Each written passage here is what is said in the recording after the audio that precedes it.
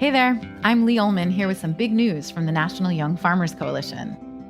We're partnering with Heritage Radio Network on a special season of The Farm Report.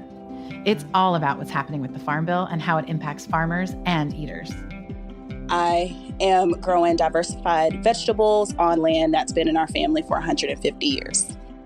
And so with the pandemic, gentrification, property values going up, we had to sell the land and we lost it. Join us as we uncover the untold stories behind this massive piece of legislation that shapes how we grow our food, what we eat, and so much more. The problems we have had, those are things that come from earlier Farm Bill and USDA policy, right? Like Earl Butts, get big or get out. You know, it's my responsibility to know not only what I'm eating, but then like how that all came to be. And realize like, wow, like this piece of legislation, all this money, like it's technically something that I support as a taxpayer. While Congress debates the next Farm Bill, this is not just an invitation to listen. It's a call to action. Be part of the conversation.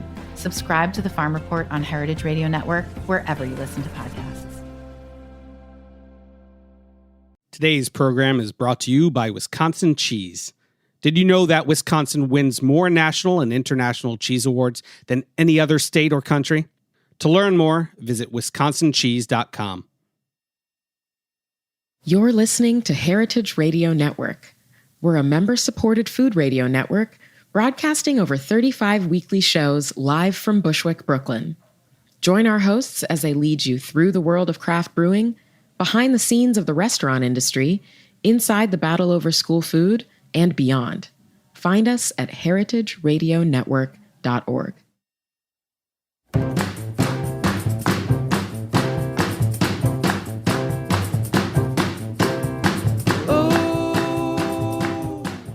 All right, you're listening to Eat Your Words on Heritage Radio Network, and I'm your host, Cathy Erway.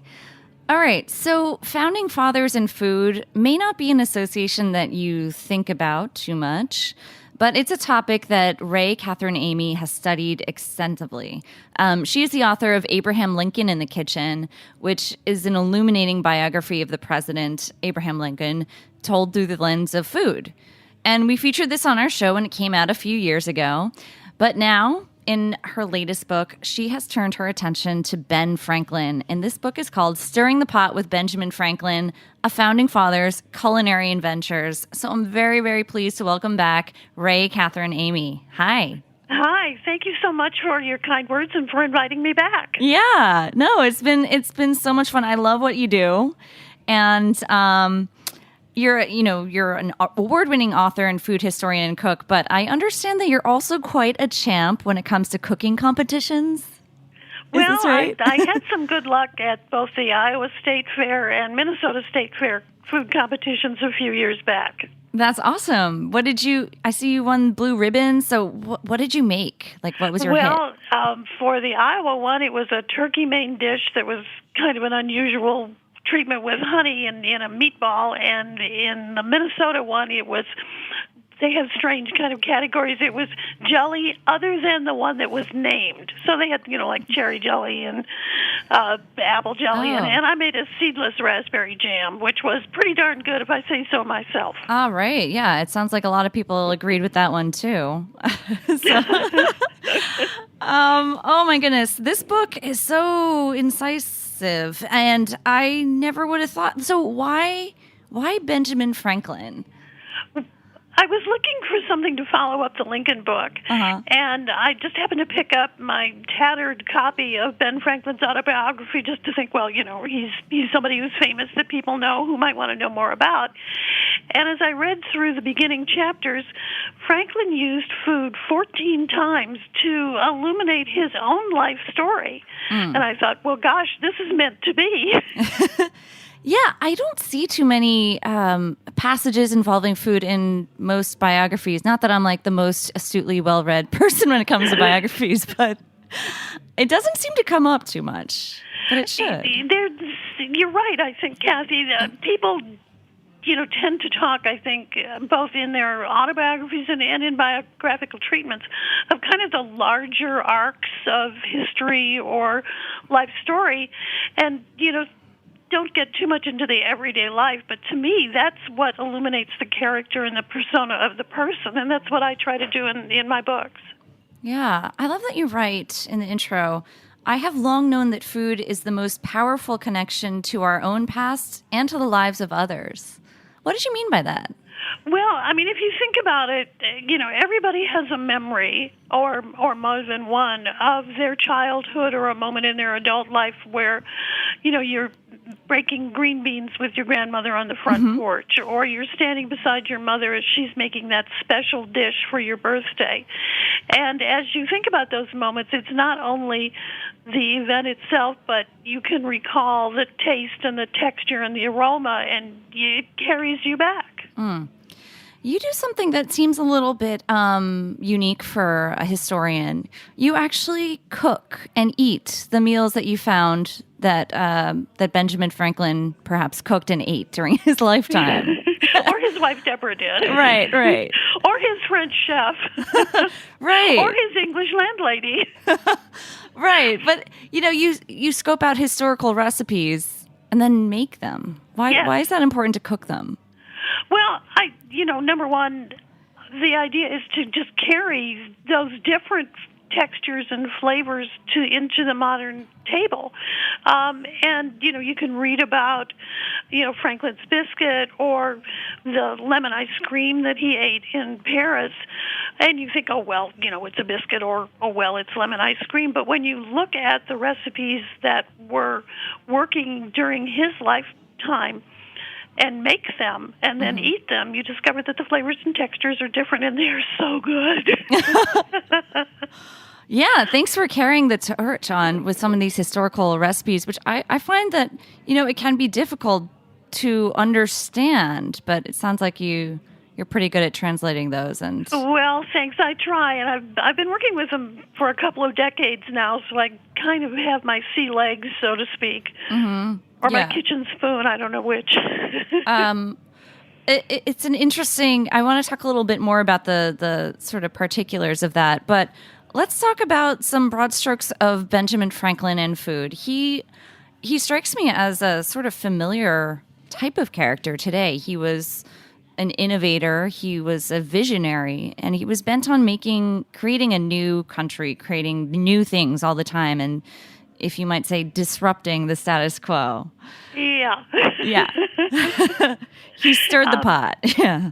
Yeah, but in creating the new country, he was drawn to understanding what were the basics here. What was important, what was critically important. And he used corn as kind of a metaphor for that. Mm. He was a big proponent of American corn. As like American this unique corn and American cranberries product. And American Newtown pippin apples were some of his favorite foods. Oh. And when he spent 15 years of his life in London working as kind of a lobbyist or trade negotiator with the British government. And this was, of course, before the Revolution. And so his wife, Deborah, would send him his favorite food. So she would send him smoked meats, pickled sturgeon, which is a very large American fish. Mm-hmm. And you pickle it by putting it in a barrel with pickling stuff. I did not do that one. But she sent him apples and she sent him cranberries, which, totally flummoxed the kitchen staff of his British landlady, Mrs. Stevenson. They'd never seen them. So, they had to kind of be instructed as to the best way to turn them into a great cranberry tart. Oh, that's so fun. So he was also very fond of health pursuits, too. He was a vegetarian for a while. A while, yeah. As a youth, and this is kind of this incident, to my mind, kind of encapsulates all that is Franklin. When he was young, 12, he went to work for his brother James, who was a printer, and he was to learn the business, and he did learn the business, and in fact, he was a printer in habit and in loving it to the end of his days. But he read a book because he had access to all these books now in his brother's library and in the library of the other merchants around town, and he'd kind of borrow the books overnight, and then he'd put them back before anybody knew he'd read them. So I wrote this book about being a vegetarian, and it was both from a health perspective and from the moral perspective of, not eating things which, have souls. So he thought, well, okay, I'll become a vegetarian. Well, this was a bit of a business dilemma for his brother, because his brother didn't have a wife, so they went to board with a woman, and she cooked the meals for James and Ben and the other apprentices and journeymen in James's printing shop. So James said to Ben, well, this is just too much trouble to make this woman cook your special kind of food. So how about this? I will give you half the money that I would spend for your meals, and you can go buy them for yourself. Well, Ben, clever lad that he was, said to himself, I will spend only half that money, and I'll buy books with the other half. So he's feeding his body and his mind. And while the other men were off, spending the hour eating, he was alone. So he could read and eat the tart that he bought from the baker's shop. So it was like a win-win-win. Yeah, double, I guess, multitasking there. Yeah. And really, that is so wonderful. So he was also interested in vegetables, and this was, interesting varieties too, and planting them, growing them. But this was a time, if I'm not mistaken, that vegetables didn't really get much attention culinarily. That's really hard to understand. Yeah. Because, you have cookbooks of the era which do give a fair amount of space to vegetables. My thinking is that people cooked them more than the cookbooks may have written about them, because they were not as difficult to cook or understand as some of the meat dishes were. Oh, okay. But so that's but then you do see later on, cookbooks with extensive recipe chapters on vegetables, and then when you look at the accounts, where we were so fortunate to have in his papers the accounts of his French maitre d', the man who ran his kitchen in his home in Paris in 1783, and he wrote down everything that he bought. And so you can go through them, translating them from French, of course, and see how much vegetable and fruit matter that Franklin's kitchen bought. And it was an enormous amount. Got it. Yeah, so it just wasn't, maybe it didn't get the spotlight so much in the cookbooks. Yeah, I think you're right. Yeah. And Franklin loved vegetables. He loved asparagus. He, to the chagrin of the French nobility with whom he was trying to do business, he ate it with his fingers. That's so unrefined. But that was part of the persona. And it's just a nice little food entree into the way he presented himself to the French. When he was in London, he wore a powdered wig. He presented himself very much as part of the gentry with a velvet coat and all of that kind of stuff. When he went to Paris, he went as a humble American, seeking aid, because without the French providing money and gunpowder and men to fight, the revolution was in dire straits. We owe a tremendous debt to the French. Right. And so, Franklin's going over there to beg, so he goes in not so fancy clothes. He doesn't wear a wig. He wears this funny little fur cap. And, he presents himself as, although he was an intellectual and everyone recognized his genius, he was known as the man who captured lightning from his electricity experiments and his experiments, which he wrote up that he did in Philadelphia in the 1740s and 50s, when they were translated into French. So he was famous. But he presented himself as sort of a country rustic, if you will. Yeah. And eating asparagus with his fingers was kind of part of that. That's a funny strategy with food. Okay, Rae, we're going to cut to a quick little interlude and be right back chatting more. Great, thanks.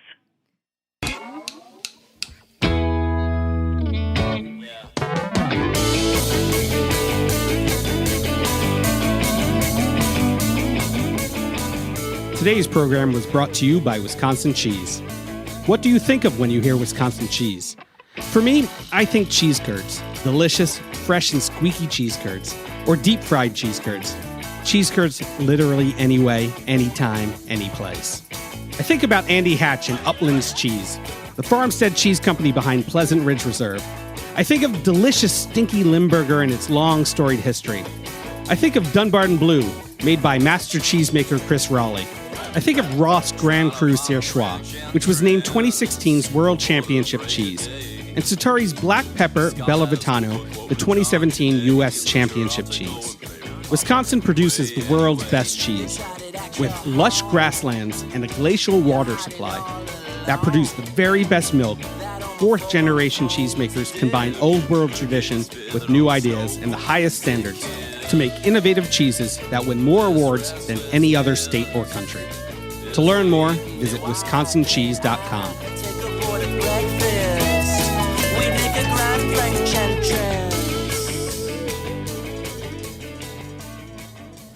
All right, we're back chatting more with Rae Katherine Eighmey. She is the author of Stirring the Pot with Benjamin Franklin. Hi, Rae, you still here?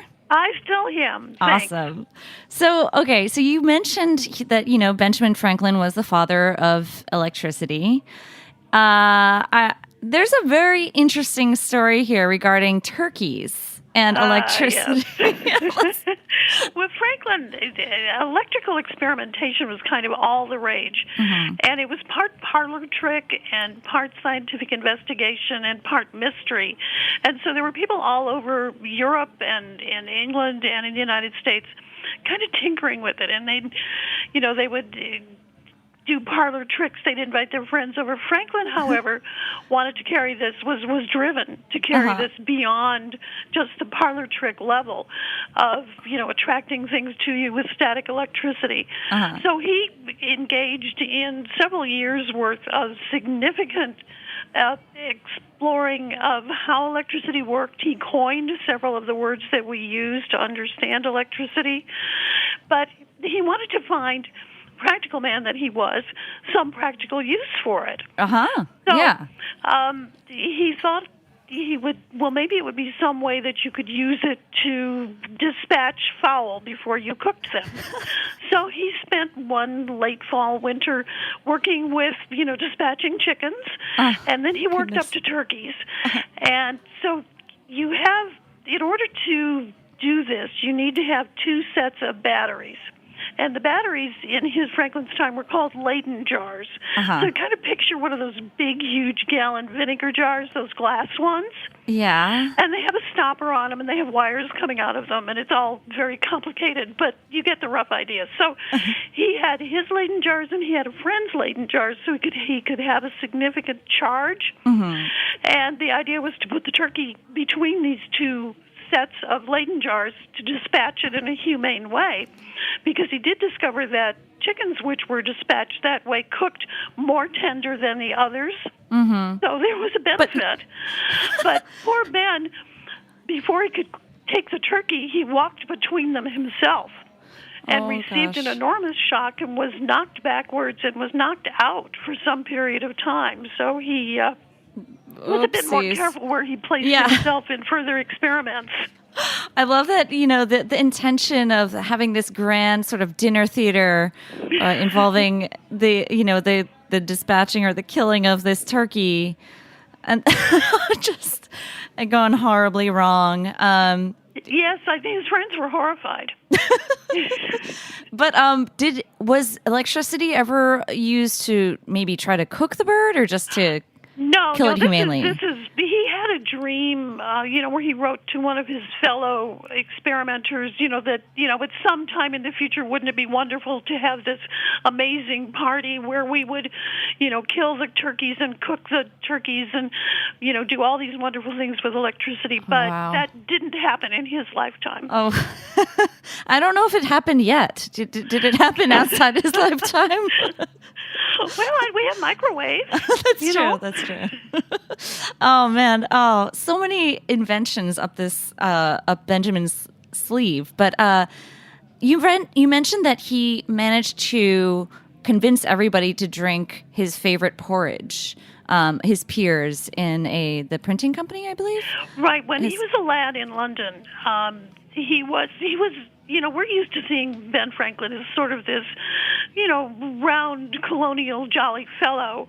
When he was younger, up through his 60s, he was slim, energetic, I didn't athletic, know that. Yeah. And really, really strong. Now, he contributed his strength to eating well. And when he worked in London as a youth, he was there for 2 years when he was 17, 18, 19. The journeyman in the printing firm where he worked, and journeymen all over London for that matter, would have beer for breakfast, beer at mid-morning, beer for lunch, beer in the middle of the afternoon. And he said to them, look how strong I am. And instead of drinking the product of the grain, try this.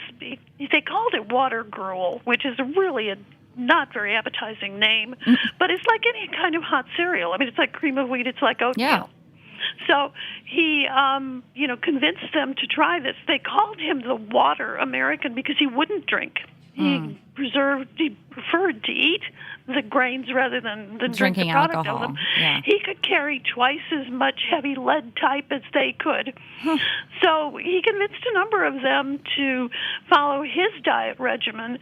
And in another one of those win-win-win, this was much less expensive for them than buying beer all the time. So they saved money, too. Oh, that's such a, it's so fascinating how people go through stages with food. And I loved reading about Benjamin Franklin's extreme stages as much as any of the greatest, chefs out there. It's such a fascinating story.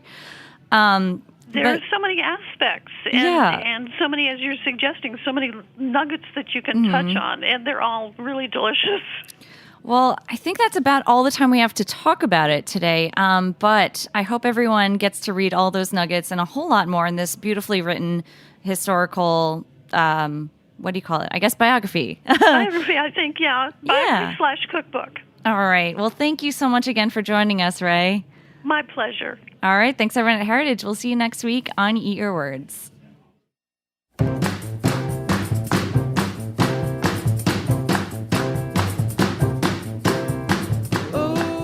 Thanks for listening to Heritage Radio Network, food radio supported by you. For our freshest content and to hear about exclusive events, subscribe to our newsletter. Enter your email at the bottom of our website, heritageradionetwork.org. Connect with us on Facebook, Instagram, and Twitter at heritage_radio. Heritage Radio Network is a nonprofit organization driving conversations to make the world a better, fairer, more delicious place. And we couldn't do it without support from listeners like you. Want to be a part of the food world's most innovative community? Rate the shows you like, tell your friends, and please join our community by becoming a member. Just click on the beating heart at the top right of our homepage. Thanks for listening. That I ain't never had no loving like this before.